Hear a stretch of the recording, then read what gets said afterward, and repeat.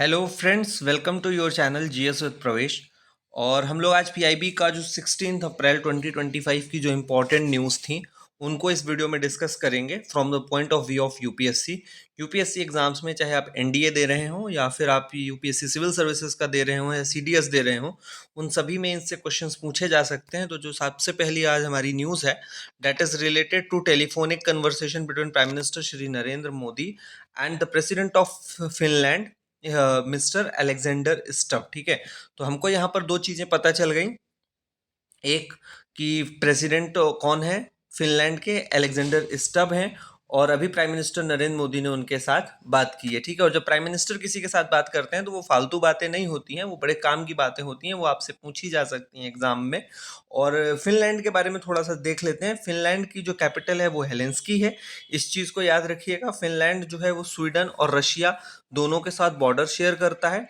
And Finland is also part of Nordic countries. ठीक है, तो जो नॉर्डिक कंट्रीज हैं, नॉर्डिक में 5 देश ऐसे हैं। कौन कौन से फाइंड्स से आप याद रख सकते हैं?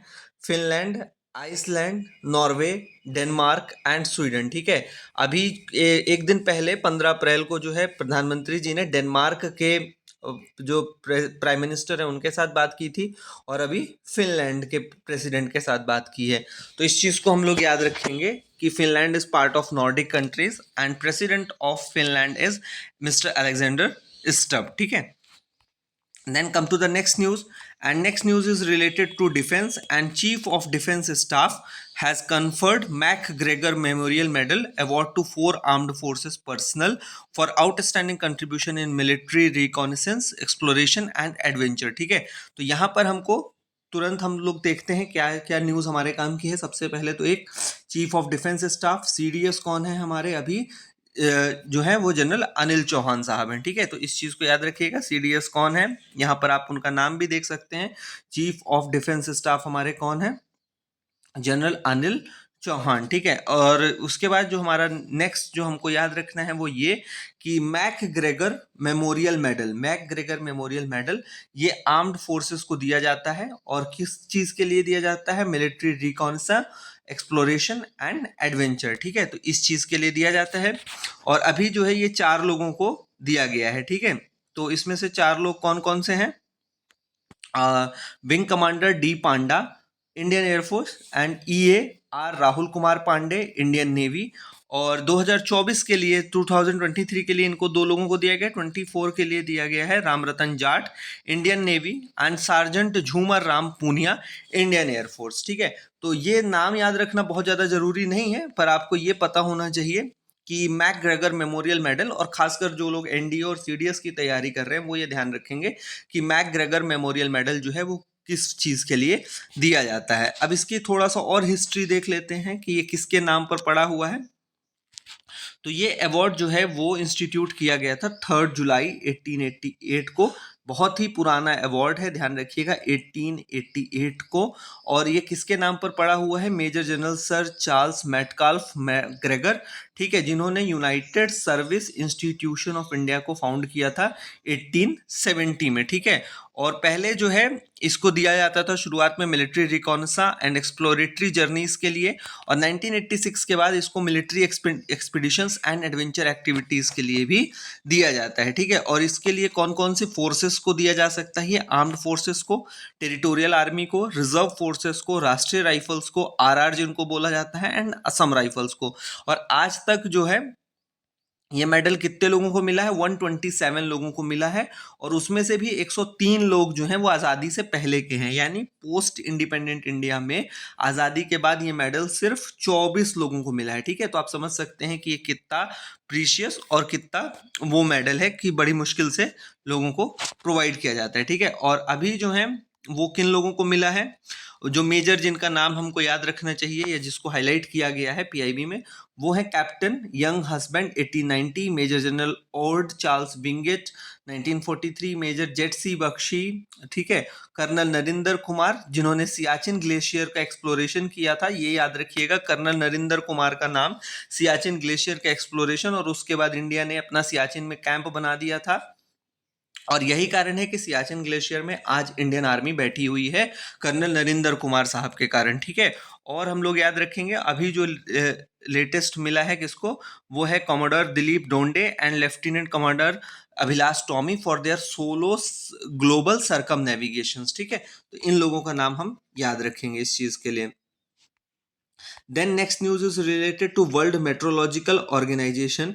और इंडियन नेवी ने अपना जो मेघयान 25 है, मेघयान 25 जो इंडियन नेवी का मेट्रोलॉजिकल एंड ओशनोलॉजिकल सिंपोसियम है, ये 14 अप्रैल 2025 को हेल्ड किया गया था, ऑर्गेनाइज किया गया था।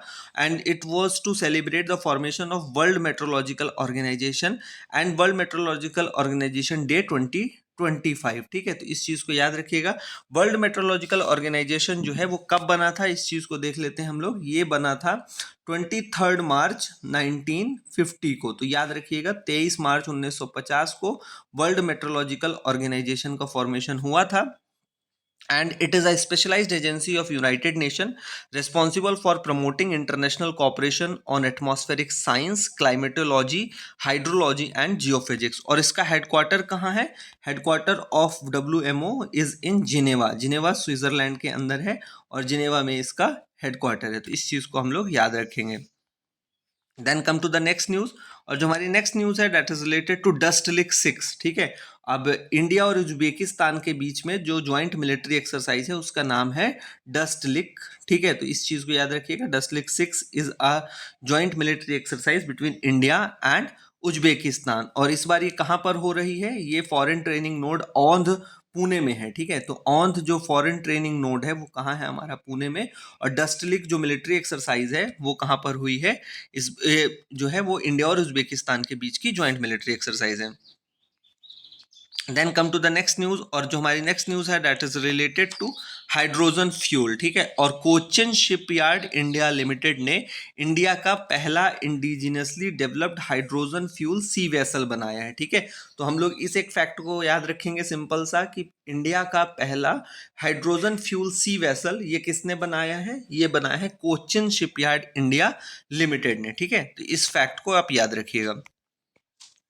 Then come to the next news. और जो हमारी नेक्स्ट न्यूज है that is related to retail inflation, ठीक है। जिसको इन्फ्लेशन मतलब महंगाई, और ये जो है 6 साल के सबसे न्यूनतम स्तर पर पहुंच गई है। तो रिटेल इन्फ्लेशन जो है it is fell to the remarkable 4.6% in the fiscal year 2024-25, the lowest since 2018-19, ठीक है।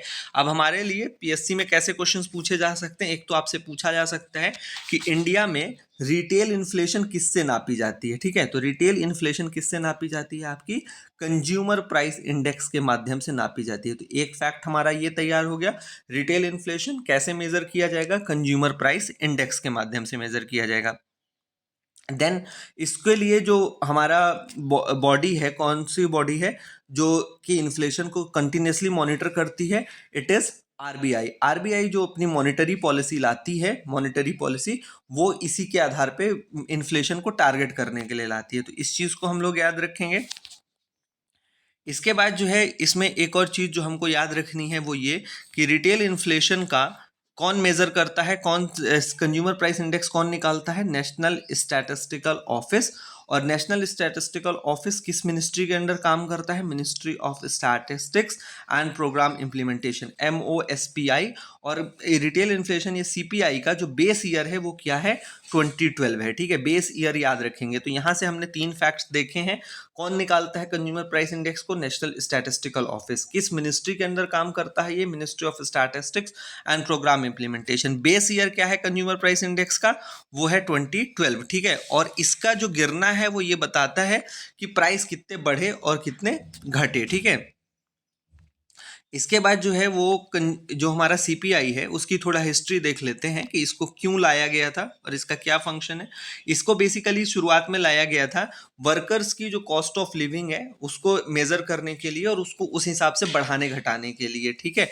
और लेकिन धीरे धीरे over the time CPI has evolved into a widely used macro economic tool and it is now a benchmark for targeting inflation, monitoring price stability and guiding monetary policy decisions by the RBI, ठीक है। तो अब CPI का consumer price index जो basically लाया गया था workers की लिविंग वेजेस को डिफाइन करने के लिए, अब वो मैक्रो इकोनॉमिक का बहुत इंपॉर्टेंट टूल है। इसके जरिए इन्फ्लेशन को टारगेट किया जाता है, प्राइस स्टेबिलिटी मॉनिटर की जाती है, एंड जो मॉनेटरी पॉलिसी डिसीजंस होते हैं आरबीआई के, जैसे रेपो रेट कितना होगा और रिवर्स रेपो रेट कितना होगा, इन सब के ऊपर भी फोकस जो है आरबीआई किसके जरिए करता है, कंज्यूमर प्राइस इंडेक्स के जरिए। ठीक है, तो आपसे ये एज इट इज आपसे ऑप्शन में पूछा जा सकता है, तो इस चीज को याद रखिएगा। और ये जो है डिफ्लेटर के तौर पे भी काम करता है। It also serves as a deflator in the national accounts to measure real economic growth. ठीक है, तो इस चीज को हम लोग याद रखेंगे। कंज्यूमर प्राइस इंडेक्स जो है हमारे 3 तरह के होते हैं।